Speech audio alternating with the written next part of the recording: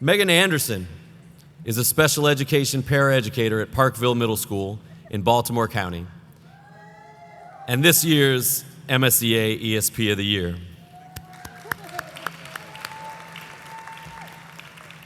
In her work, Meghan helps students develop essential life skills, and as a member of the school's crisis response team, she helps ensure that students and staff are safe. Meghan advocates for her colleagues as a building representative for the education support professionals of Baltimore County. She co-sponsors the Students Against Destructive Decisions Club, supports students through the annual 8th grade graduation t-shirt design contest, and she coaches badminton and tennis after school.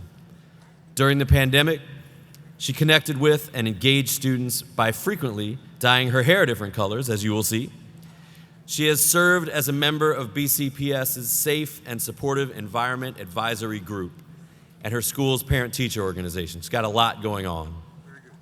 Meghan, like so many support professionals, makes an invaluable impact on her whole school and community. We know that ESP are often unnoticed and unsung heroes, providing technology, building maintenance, classroom support, transportation, food services, healthcare, security, and more. Schools can't function without our support professionals, and Meghan represents their finest qualities. We're thrilled to celebrate her and the work of all education support professionals with this well-deserved award.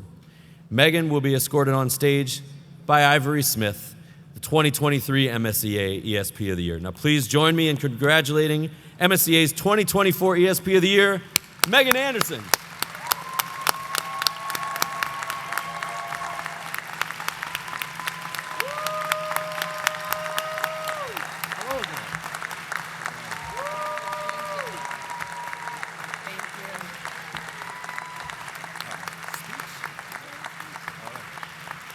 Hi, everyone. Good afternoon. So I have a little speech I've written, so please bear with me because I'm using my iPhone and it's tiny. All right. I have to say this entire experience has been kind of surreal. I've always viewed myself as mostly flying under the radar, even with this pink hair of mine. So winning this award has me quite flabbergasted, is the best way I can put it. I've actually worked in education since 2008. 8 years in New Jersey and 8 years in Maryland. Mostly all of them under the umbrella of special education. I've worked with exceptional students with a variety of diagnoses in schools as a paraeducator and in-home as an ABA interventionist. Until now, I've never been formally acknowledged for any of my professional feats or accomplishments.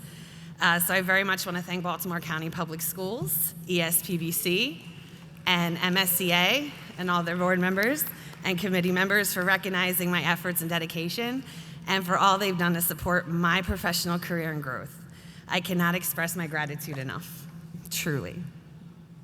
Currently, I am a special education paraeducator, Parkville Middle School Social Emotional Learning Program, and I am enrolled in my district's Grow Our Own cohort, where I attend Bowie State University full-time as an early childhood and special education major.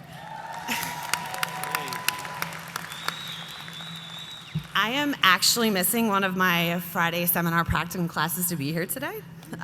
Don't worry, it's an excused absence. My professors were very excited to hear that I've been awarded such a prestigious honor, like literally hopping in their chair. I'm also interning with a group of some of the most amazing paraeducators across the state of Maryland from various counties who promise to keep me updated and informed. They have been a true blessing in so many ways. Since I've reignited my higher education journey at Bowie State, I've managed to maintain a 4.0 GPA, making the Dean's List winter, spring, summer, and fall for almost 2 years now, while also working full-time in our schools and, as was said, coaching middle school badminton and tennis, and now student teaching intern on top of it all.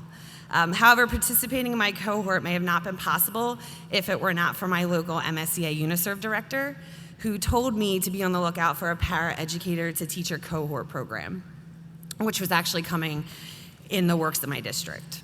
So that brings me to my thought, which was access to information, right? It's so important.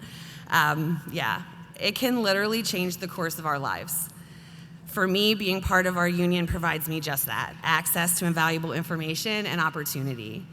When I first started working as a paraeducator at Parkville Middle, a wonderful woman came up to me and said, "Hey, Meghan, I remember you said you used to be a union rep in New Jersey, and you're really great with people. I think you should consider taking on that role at PMS. I usually just forward emails to members, but you really connect with people. They trust you. They want to talk to you." And it's that last part that resonated with me. I know personally I don't immediately open up to people that I don't have any type of relationship with to start. So when I first came to such a big middle school and such a large school district, I knew I felt lost. I heard some people shout out to New Jersey. New Jersey school districts, they're town-based. So when I moved to Maryland and they were county-based, and I said, whoa, there's a lot going on here. So I didn't know kind of where to find out anything without asking what felt like a million people. And no one in my building had any very specific information. And unfortunately, only a few powers were union members, and most of them were nearing retirement. So I was a little lost there. But fast forward to today, I assumed the role of ESPBC building representative, and all of my paraeducators are union members except for 2. But I'm not giving up on them. The most important part is that they all know they can come to me for answers and help. And if I can't direct them to the right place or the right person, I'll find someone else who can. Most importantly to me, every single one of them trusts me to keep them informed and deliver meaningful guidance when they need help. That's what matters to me most, that they trust me to provide them with the tools they need to advocate for themselves and their students. And this is why I'm so passionate about being involved in our local's professional development and communication committees, because it's why I believe the legislative fight for the ESP Bill of Rights and a living wage is so paramount. Yes. Access to information allows individuals to educate themselves beyond a basic understanding and can provide them with the resources that enhance opportunity and future success. Building trust and professional relationships allows you to be an access point of information for others when they need it most. Trust is my core belief that trends through all aspects of education, whether it's regarding the union, schools, staff, or our students, who are my biggest why. It's become my educational philosophy over this past 16 years that all students can learn, like I'm sure many of you here. The path to their success may not always be straight and narrow, but I believe paths are meant to be created as much as established ones are meant to be guided. To create these pathways to success, instruction may take the form of a variety of methods and supports, but it always begins with trust. I've worked with students diagnosed as multiply disabled, cognitively severe, students with autism and emotional dysregulation disorders, general education students, and advanced special education students of diverse populations. I've learned so much from my students over the years, and I've become a better educator because of it. As Maya Angelou said, when you learn, you teach. When you get, you give. And when I get a new group of students, I make it clear that we're all here to learn something new, so we're in this together. I got you, and you got this. Over 3 years ago now, I sent my first SEL group down in Maryland off to high school. And as I said, see you later, because we do not say goodbye, I told my only girl in my group of ragtag boys, "Don't you forget me and everything I taught you, miss." She responded, "I won't. You're kind of hard to forget." She had come to our school from an alternative placement for behavior struggles, and she definitely struggled when she first arrived, but we did not give up on her, and she did not give up on herself. Like the saying goes, she believed she could, so she did. And by the time she was promoted to 9th grade, she was accepted into our district's magnet program for culinary arts. I would say she's equally hard to forget. I've also learned it's not just about what you teach them, but how you teach them. One of my favorite conversations last year came from a student who I only ever saw in the hallways or in the occasional art or PE class. Since I didn't have him as much in the SEL group, we didn't have a real strong connection. The first couple times we crossed paths in the hallways, I would see him roaming the halls. I'd smile and nicely ask him to go back to class so he didn't get in trouble and not miss anything important. He was always respectful and would return my greeting, and he would never go back to class. Then one day, I switched it up. Instead of greeting him by his name, I began to refer to him as my young scholar. And I expressed my need for him to be in class so he could show the world what I already knew, that if he combined all his potential with a good education, he would be absolutely unstoppable.